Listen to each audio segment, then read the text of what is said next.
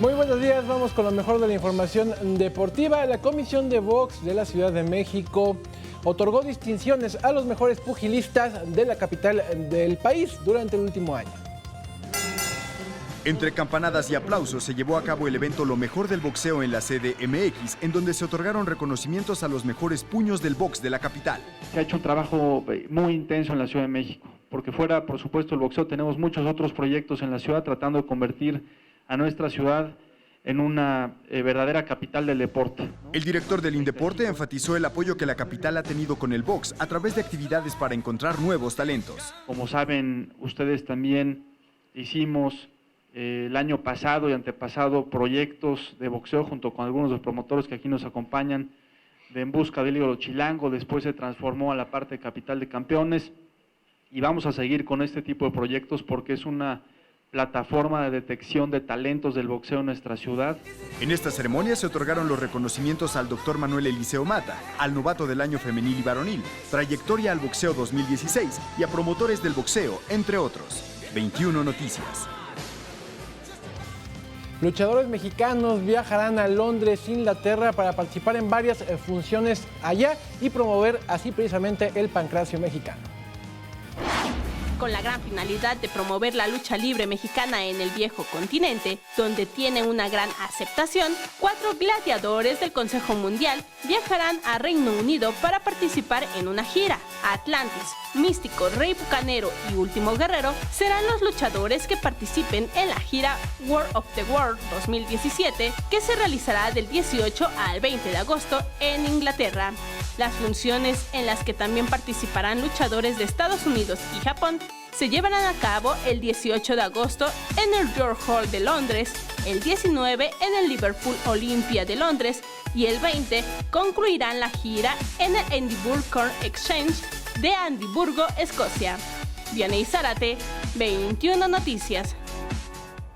Bueno, y el día de ayer en Florida, el que es considerado el mejor golfista de toda la historia, Tiger Woods, fue detenido. Los primeros informes era que había sido detenido por conducir en estado de ebriedad, intoxicado, porque ni siquiera se había especificado qué tipo de sustancia era la que traía en su cuerpo el golfista. Sin embargo, ya hoy se da a conocer, declara el propio Tiger Woods ante las autoridades, estuvo 4 horas detenidos allá en Florida y él mismo declaró que se encontraba dopado con un medicamento controlado que le han dado. Él ha padecido mucho, Juan, de la espalda, incluso ya lleva 4 operaciones, la última de ellas apenas realizada hace unas cuantas semanas, precisamente para mitigar un poco los dolores que, a pesar de las operaciones, no se han ido.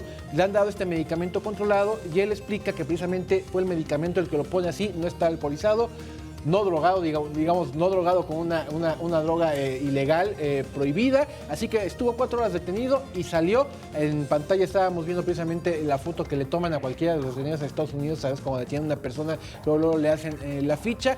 No había información en las primeras horas y por eso se había dicho que estaba alcoholizado. No, ya lo explicó él mismo y por eso fue que también solo estuvo 4 horas detenido. Estaba bajo los efectos de un medicamento controlado para mitigar los dolores de espalda. Ahí está Tiger Woods, quien todavía hace unos años era considerado el mejor golfista de toda la historia. Y bueno, ya para despedirme, Juan, te vamos a hacer este video.